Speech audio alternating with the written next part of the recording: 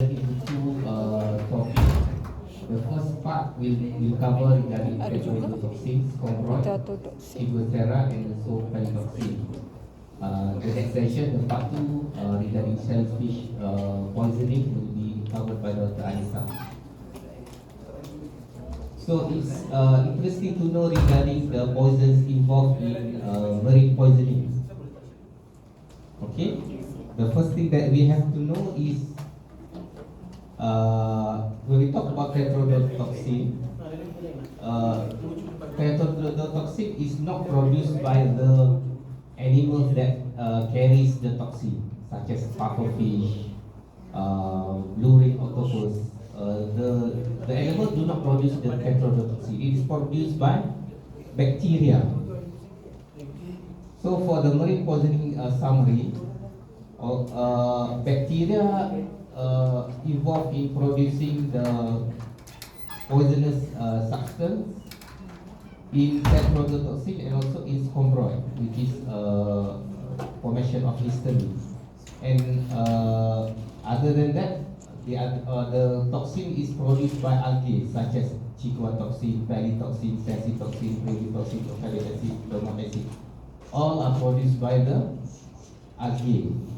So the main producer of the toxins in the marine envenomation and also poisoning is by bacteria and algae, not by the animals. The animals only carry or utilize to their advantage as part of their protection of their and also for their survival.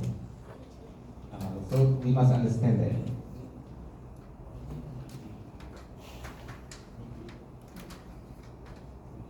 Okay, so this is the summary tadi. So for chondroit and also tetrodotoxin, the toxin is bacterial in origin. And the interesting thing is that the animals that carry the toxin do not affected by the tetrodotoxin. The pufferfish, they do not die from the tetrodotoxin in their own body.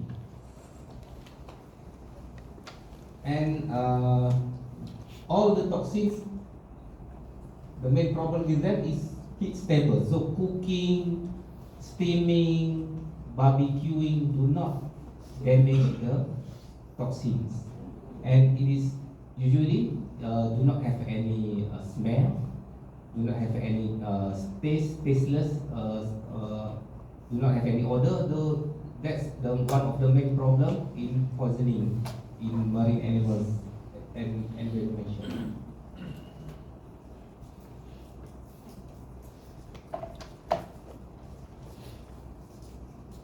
So the part one will cover all these four topics.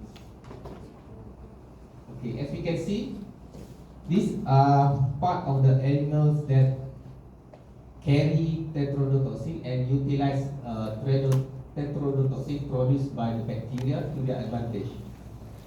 Interesting regarding blue ring octopus.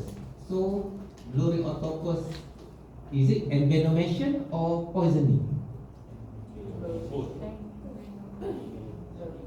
So it could be both, because the tetrodotoxin is not produced by the ring octopus, but it bites, and the salivary gland contains the tetrodotoxin that produced by bacteria. So it looks like it's overlapping between envenomation and poisoning. Other animals such as new frog, venomous frog, horseshoe crab, the tetrodotoxin is at their body. Certain frogs in South America, the indigenous people use it use it as a poison in their poisonous arrow because of the neurotoxic effect.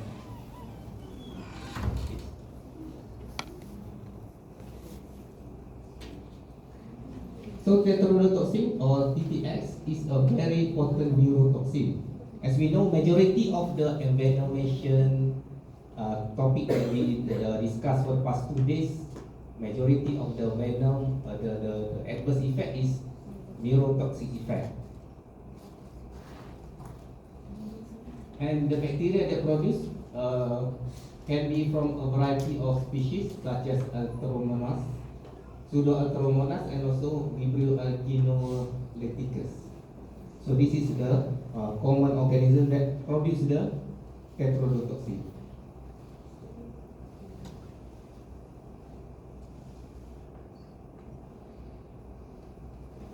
So how it acts?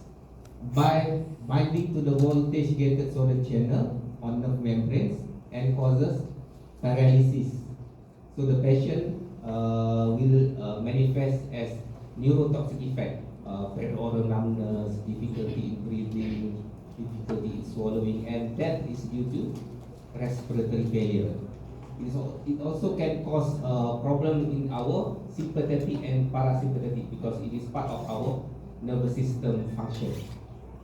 And there is no antidote for tetrodotoxin poisoning or envenomation.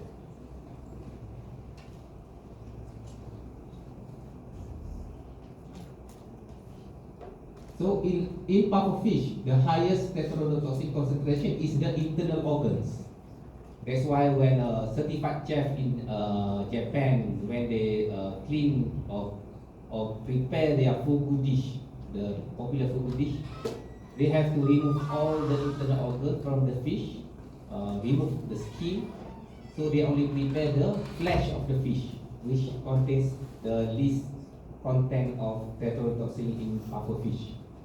So most of the cases where lethal cases occurred involving pufferfish ingestion, when the preparation of the fish is not done by a knowledgeable person. Maybe remaining part of the skin is still there, remaining part of the internal organ is still there, or they cook it using the internal organs, the eggs. The eggs contains a lot of tetrodotoxin concentration. It is very poisonous.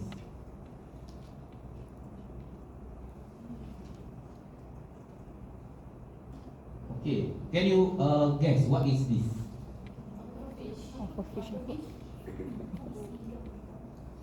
This is from an actual case that occurs in Johor.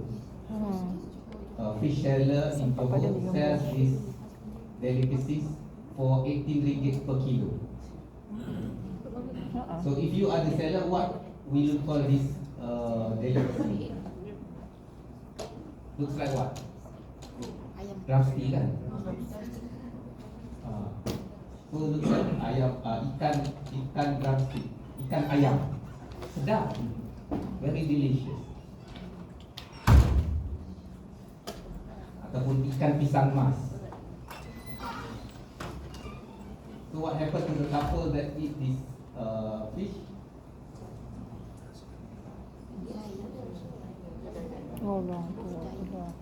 They become a victim of a pufferfish poisoning. The wife died on the day that they eat the fish. It is a pufferfish. The husband died. The husband intubated, treated in ICU, managed to be extubated, have a slow recovery because of lethargy, weakness, and he succumbed to pulmonary embolism. So if you look at the preparation, looks like part of the skin is still within the fish, the clean fish. So maybe this is what contains what high content of tetrodotoxin. The pufferfish skin also contains a lot of tetrodotoxin. So if you search in the internet, there are a lot of cases that involve pufferfish poisoning, even lethal cases. And most of the time it occurs when it is consumed by those unsuspected, ataupun memang they know that they are eating pufferfish, but their preparation is not as meticulous as a certified fresh chef in Japan, or they use the internal organs. There are cases they buat egg fish curry.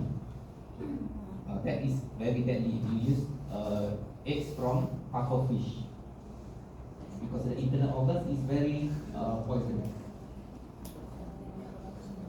So all over Asia, we have reported cases regarding pufferfish envenomation.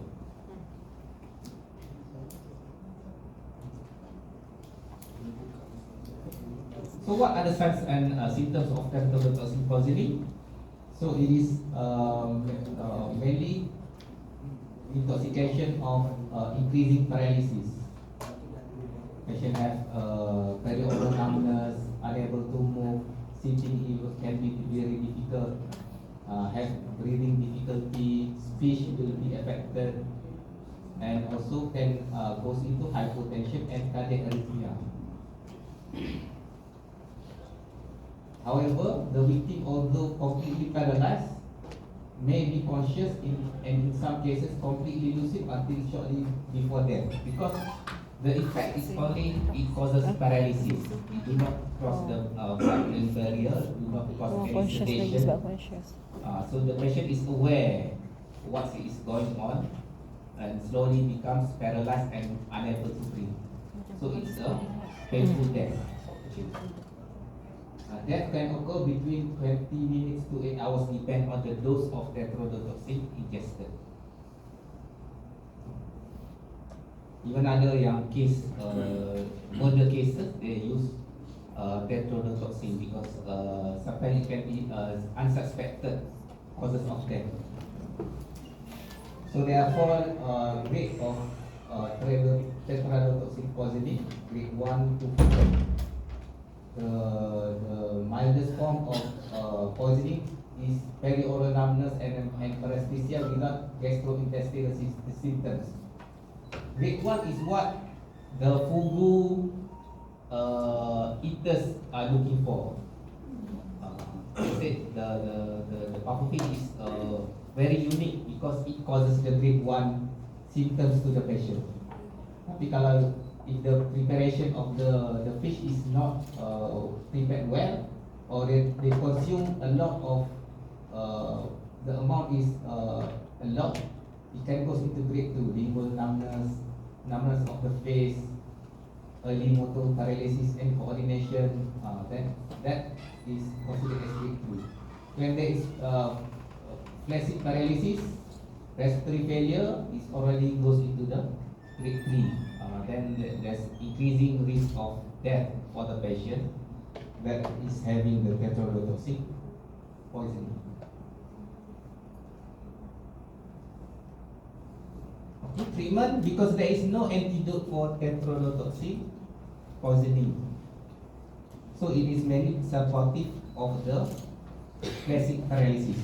So intubation, airway management is the mainstay of treatment. And if the patient presented early, we can give activated charcoal to minimize the absorption of the poison from causing more systemic effect. If the patient is having shock, hypotension, usage of inotropic agent or chronotropic agent. Neostigmine has been used with mixed results. However, there are no strong evidence to support or against usage of neostigmine. So you can, if you have cases of severe tetrodotoxin poisoning, you may consider using neostigmine and see whether the patient respond to the treatment or not. There are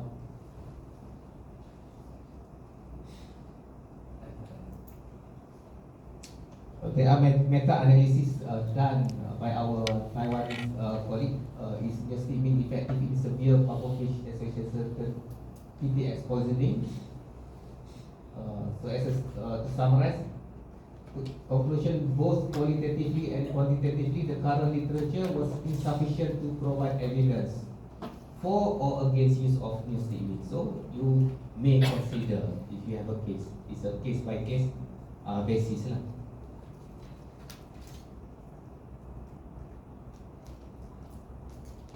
Okay, so we have finished reading tetrodotoxin poisoning. Next, we go to scombroid food poisoning. Okay, scombroid, where I came from, in Kelantan, we have a belief that certain fish causes itchiness. Setengah ikan kental kan. So our ancestors actually dah experience this problem of scombroid. Which type of fish yang biasa orang tua kata gatal? Our old folks say that it causes the fish is itchy, so you do not consume that. Kalau perempuan ibu salin jangan makan ikan ini, tak boleh sebab gatal. Ikan kembung, ikan air, tuna, ikan toko, ikan air adalah tuna fish. So actually they are right. And the clinical problem they are referring to that saying the fish is gatal or itchy, causes itchiness is scombroid. So what is scombroid? It happens when we eat spoiled or decayed fish. Aku tak ada telefon. And it is preventable if the fish is properly stored.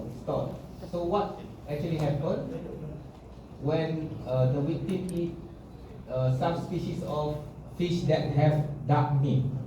Macam the tuna fish, you have the central part of the body, you have dark portion of the meat. Sometimes that yang sedap kan, very fish of mackerel fluffy, what of the larger group? lemak kering. So this is the potentially scombrotoxic fish. Mackerel, ikan kembung, sardine, tuna. So this is the fish that have so the dark colored part of the body, the flesh, is because they contain a lot of histidine. So when the fish is not stocked properly in heat, the bacteria on the surface of the fish, such as Mocanella species, E. coli, Klebsiella pneumoniae species, in the presence of histidine in the fish flesh, in a warm temperate environment at that time, when the fish is not refrigerated, they convert histidine in the black colored flesh into histamine, saurine and other heat-stable substances. And the problem is the histamine, saurine and other substances that produced by the bacteria is tasteless and do not cause any different, doesn't cause it to smell bad. Occasionally it only cause honeycombing character of the or peppery taste of the fish. So what happened actually is as if you are taking a load of histamine. So actually, as we know, histamine causes inflammatory reaction. So the patient will have some reaction that mimics allergic reaction, itchiness, rashes, which is systemic, and it occurs several minutes to hours immediately, and usually it is immediately after they consume the bag fish. So that's why our old folks telling us that you should not eat this kind of fish because it causes itchiness. So it is because of scombroid. So treatment, because as we know the main causes of this is the histamine load being ingested, causing systemic effect. The treatment is to give antihistamine such as the Piriton, histamine receptor antagonists such as ranitidine, and also we can also give steroids further to reduce the reaction that causes by the scombroid. The third component of the lecture is Ciguatera. So Ciguatera poisoning is one of the most commonly reported fish-borne poisoning. So it occurs in the warm water, bottom-dwelling shore fish. So while we say that it involves the water swelling shorefish because the effect of the Chiguatera. Chiguatera is the toxin is produced by algae, and it has to be concentrated in the large beef lah dah. Reef fish. Okay. So the producer of the Chiguatera toxin is Gambianiscus toxicus, and also some dinoflagellates. Tapi dia tak mati. So it Dia causes datang je lah. chiguatoxin. So the initial concentration of the chiguatoxin in the algae or dinoflagellates is not that much, but after it was eaten by a smaller fish, it is being concentrated in that small fish. So the big fish such as the grouper, amberjack, barracuda, when they consume a lot of small fish, the content of chiguatoxin being concentrated in their meat. So not all grouper will have Chiguatera toxin in their body. So it only occur when there's a lot of these poisonous dinoflagellates in that reef. So in that particular area, the fish that was sourced from that area, the grouper from that area will contain Chiguatera. That's why we still can consume, we still can eat the grouper fish. Grouper adalah ikan kerapu. So ikan kerapu we still can eat. We don't say that you cannot eat grouper or ikan kerapu because it is poisonous. No. But if you are unlucky, the area that the grouper was being caught, there's a lot of these poisonous dinoflagellates that produce chiguatoxin. Then you are one unlucky person lah to have Chiguatera poisoning. So the problem is it is tasteless, do not smell different, heat stable, so cooking doesn't damage the chiguatoxin. Payung. So this is ayam je lah. the commonly reported cases of Ayam. Chiguatera poisoning. Makan ayam je lah. Ikan merah, red snapper fish, Makan ayam dengan daging. kari kepala ikan merah. Sedap. So we have cases in Deli Kelantan in 2010 where 22 person fell sick, and from that 36 person who consumed the fish that was bought by the fish seller at that area, 11 of them were admitted to the hospital. So this is the symptoms that they have. Majority have GI symptoms, nausea, vomiting, abdominal pain, diarrhea, vomiting, paresthesia, arthralgia, myalgia. So this is from consuming a red snapper fish. And when they investigate, the fish is brought from they are the source is from Supply. Bali itself. Di supply ke Bali Selangor. is a fishery area in Kelantan, but they also have a supply from China source and also from the Terengganu.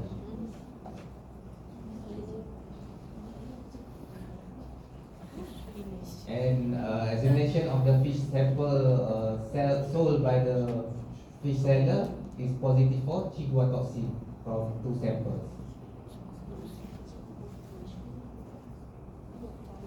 So the signs and symptoms of Chiguatera also part of acute neurological symptoms such as from the gastrointestinal diarrhea, abdominal cramping, vomiting, paresthesia. So it's part of neurological symptoms. Pain in the teeth, metallic taste, pain, dysuria, blurring of vision, temperature reversal is a popular symptoms of Chiguatera poisoning. Because it is has a neurotoxic effect, it so has potentially to cause arrhythmias and also heart block.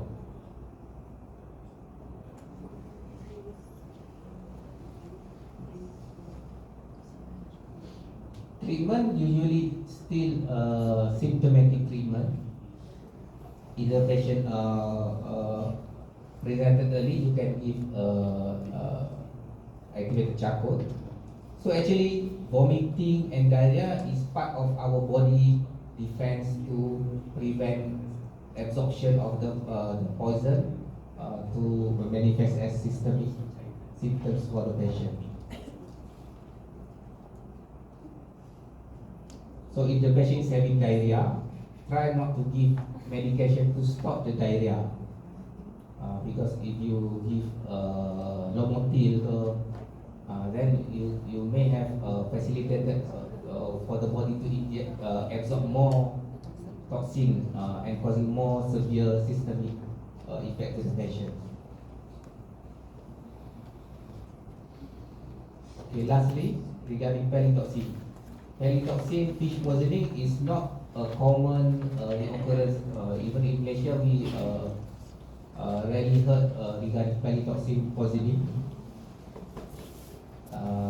It is found in certain marine species, especially in some coral species, such as this species Limumake ohana, seaweed of death from Hana in Hawaii. Okay, it is not only unique for this coral. There's also dinoflagellates that produce peritoxin. It is very toxic. However, because the amount that can be found naturally is not very high, the occurrence of peritoxin poisoning is not that commonly occurred. Risk when you get the risk of to get peritoxin poisoning is variable incidence has been reported, such as consumption of this certain xanthic crab. So eating crab can cause peritoxin. Eating sardine has been reported to cause peritoxin toxicity. Even in aquarium which contains coral, also there has been reported cases of peritoxin poisoning. So it's a very unique occurrence, even though it is not regularly reported, and it is quite difficult to say when to suspect whether the patient has peritoxin poisoning.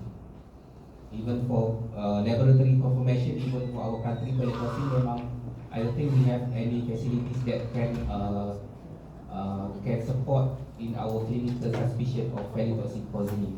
Basically, mainly clinical suspicion. That's why it is not not reported. Many cases reported, especially for our country. So you only suspect the possibility of peritoxin poisoning when you try to correlate, such as for this reported case. Family becomes symptomatic after cleaning a sea aquarium that contains some coral. So that's when we have the clinical suspicion.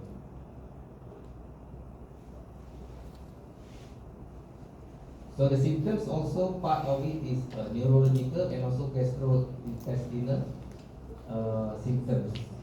But death has been reported in related to peritoxin poisoning. And complication, severe poisoning also can cause rhabdomyolysis, acute renal failure, apart from the common neurological and GI manifestation that occurs in other components of poisoning. And as for other poisoning, the treatment is always supportive. No actual antivenom that has been reported. Okay, my last two slides. In tetrodotoxin also, there has been reported cases of horseshoe crab. So in certain Langkas. coastal area, this is considered as delicacies. Blancas. So memang dia orang ada jual blancas. There are restaurant that sell this horseshoe crab because it is considered as delicacies. So if you have a patient that has developed poisoning effect after consuming horseshoe crab, and the manifestation is majority is neurotoxic adverse effect. So think of tetrodotoxic poisoning due to horseshoe crab ingestion.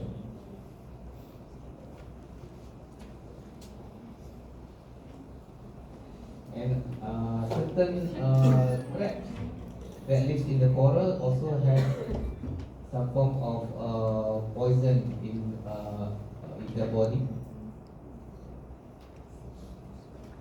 So this is another causes of poisoning when consuming marine animals.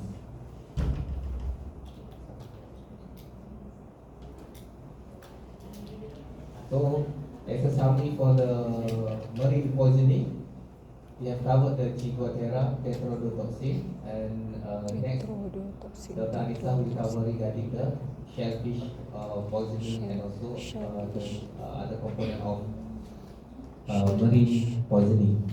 Botulism. Okay, with that I end my presentation.